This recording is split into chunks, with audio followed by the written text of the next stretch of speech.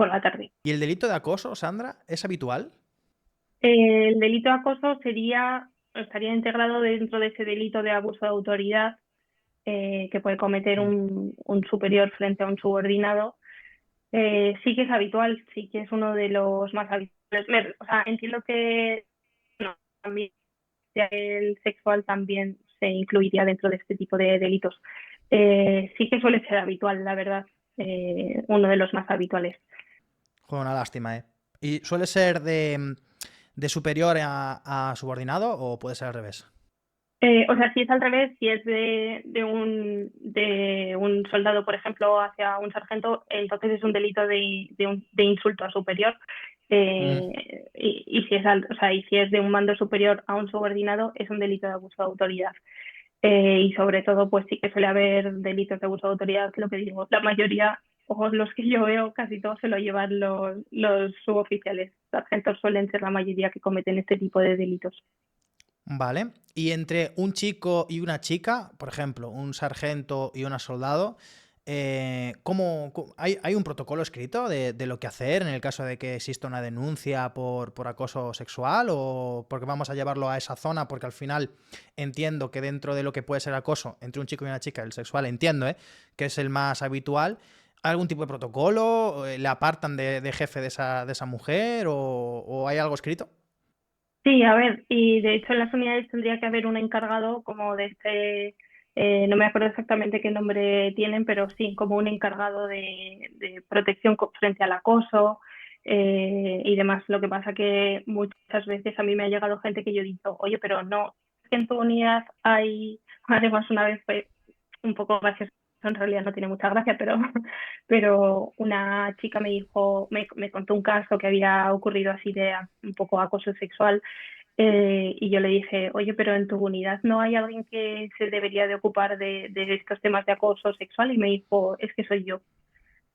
Ah, Y no sé cómo gestionarlo, además me dijo, porque pues se nombra a gente que realmente y realmente no se le da ninguna formación para ello. Entonces, bueno, sí, lo normal al final lo que suele pasar es que la persona o bien da un parte o denuncia directamente al juzgado y directamente pues se inicia ya el procedimiento eh, y se aparta, sí, se suele apartar, vamos, se suele. Sí, yo todos los casos que he visto sí que han apartado a una de las dos personas de estar en la misma, a lo mejor, sección o en la misma compañía. Lo que pasa que una cosa que suele ocurrir es que apartan a esa persona de tu compañía, pero está en la compañía de al lado. Entonces coincides en zonas comunes, en el bar, en el gimnasio, en el vestuario incluso. Entonces, pues sí, no trabajas codo con codo, pero te cruzas. vale. ¿Y este tipo de denuncias, bajo tu experiencia y lo que tú has vivido, suelen llegar a buen puerto? Es decir, ¿suelen ser ciertas de que efectivamente se puede acreditar un acoso? ¿O es una medida que se utiliza para este jefe no tal, me lo voy a quitar de encima?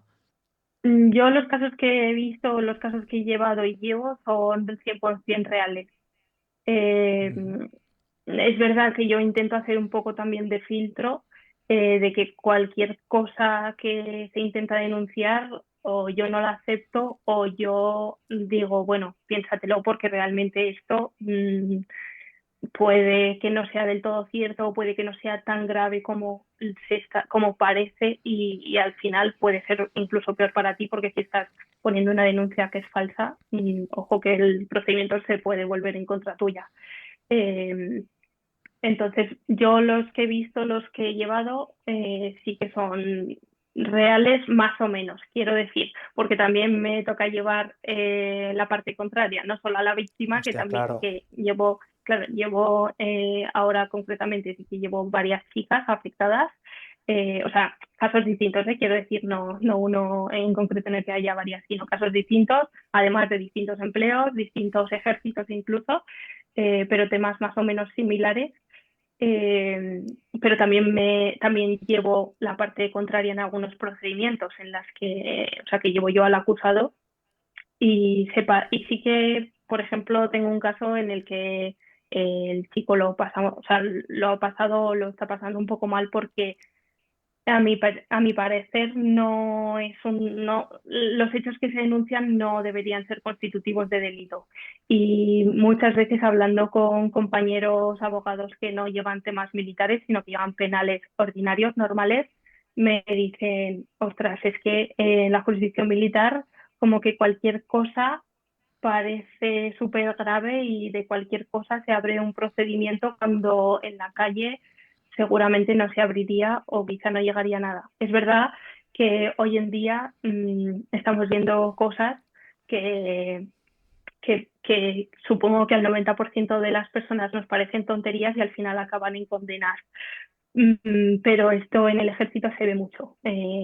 Cosas que a lo mejor no, a mi parecer, no son tan graves como para que haya una condena penal, pero sí que la hay, o a lo mejor no llega a haber una condena, porque el hecho de que abran un procedimiento no significa que vaya a acabar con condena, sino que se puede archivar antes o que acabe con una absolución, pero, pero ya el procedimiento, la investigación, es en el sentido de que tienes que contratar a un abogado, tienes que acudir a declaraciones, te incautan el móvil para, por ejemplo, si tienes fotos, vídeos, si tienes mensajes, o sea, que de repente a lo mejor has estado con una chica una noche y parecía que todo había ido bien, que yo tengo casos así, y de repente te encuentras con una denuncia, te encuentras con que la Guardia Civil ha ido a tu casa a quitarte el móvil y llevas meses esperando a que te lo devuelvan y a la espera de a ver qué es lo que ocurre. Entonces, bueno, supongo que como en la vida civil, pues a nivel militar también hay un poco de todo. Sandra, yo cuando pienso en acoso y en delitos mayores, o sea, acoso sexual y delitos mayores de misma índole, se me viene a la mente lo de los cadetes en Zaragoza. ¿Sabes esta historia? Sí, yo no la llevé, yo conocí ya directamente la sentencia. eh, Supongo que sería un caso gordo, más o menos, o sea, por así decirlo, porque al final ya de por sí todo lo que pase en una academia suele ser notorio, pero encima de eso fue algo grave. Eh, es- Fueron unos chicos, bueno, dos chicos y una chica, eran cadetes en la academia. eh, Dos de ellos, uno de los chicos y la chica eran pareja o habían sido pareja o habían quedado de vez en cuando, habían tenido algunos encuentros y demás. Y por lo visto habían hablado sobre mantener relaciones sexuales con una tercera persona.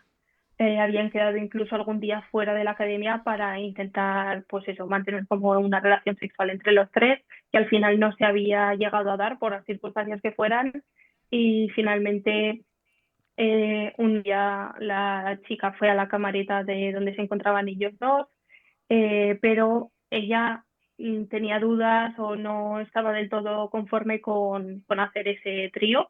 Se lo dijo al que había sido, si eran novios estrictamente en el sentido de la palabra o tenían un tonteo o tal, pero bueno, ella se ve que le comunicó que finalmente no quería hacerlo, que no le apetecía, que no se sentía cómoda, que tal, pero él pues se ve que le debió de insistir o le debió de forzar un poco, así que fueron a las duchas, empezaron ellos dos y luego se sumó ese otro, y pues mantuvieron una relación sexual entre los tres y cuando acabaron, pues ellos dos se fueron y ella se fue a su camareta, se ve que ya no estaba bien, lo comentó con sus compañeros y parte no ella, sino ellos a su capitán, que ella pues puso en funcionamiento todo el procedimiento y al final pues lo que ocurrió fue que condenaron simplemente al chico que era su novio o había sido su novio porque era el que realmente sabía que ella no quería tener relaciones.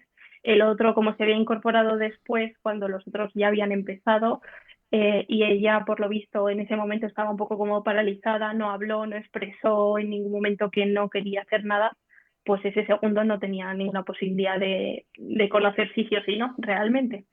Entonces, pues al final resultó ese absuelto y el otro condenado, creo que más de 3 años de prisión, no recuerdo ahora exactamente, pero creo que eran más de 3 años de prisión y una indemnización de unos 15.000 euros, creo que era a la chica, por supongo que por indemnización aspecto, o sea, en aspecto moral en todo lo que a él le haya supuesto, supongo que que a lo mejor tendría o necesitaría de tratamiento psicológico, incluso psiquiátrico y demás, entonces unas secuelas a nivel emocional supongo que algo quedaría. Qué desastre, lo de las academias, ¿eh? En las academias no pasa nada bueno, tío. Sí, la verdad que por lo que yo he escuchado, las academias últimamente se están convirtiendo más como en colegios mayores que en academias militares como antes y sobre todo en los últimos años.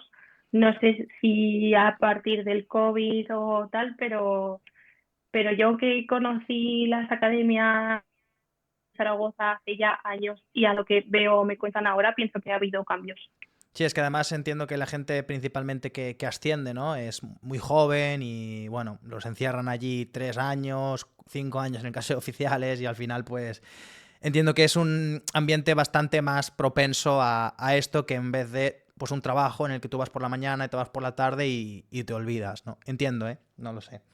Claro, sí, Mm. yo creo que a nivel suboficiales no tanto por lo que tú has dicho, que la mayoría suelen ser de promoción interna, entonces suelen ser gente que ya era militar antes y a lo mejor son un poco más mayores, pero claro, hay que pensar que en academias de oficiales la mayoría de los que tienen 18 años. Entonces yo por una parte también puedo entender que pues que en esa época universitaria pues te interesan a lo mejor otras cosas o que estás un poco más, no sé cómo decirlo, pero no estás tan centrado a lo mejor en los estudios, en tal, y te apetece pues mm, conocer cosas, salir, es la primera vez muchos de ellos que salen de, bueno, la mayoría, claro, que salen de su ciudad para vivir en otro sitio. Ha promovido un poco eso también desde las propias academias, porque al meter el grado universitario, pues estás convirtiendo la academia un poco en universidad y la academia en sí, pues un poco en colegio mayor, claro. Evidentemente, no quiero decir que se haya perdido 100% la disciplina militar ni nada de eso. Quiero decir que se me entienda que una academia militar sigue siendo una academia militar y no digo que sea un camino de rosas, que sé perfectamente la complicación que supone el salir de una academia. Pero sí que pienso que se ha flexibilizado un poco el régimen académico militar.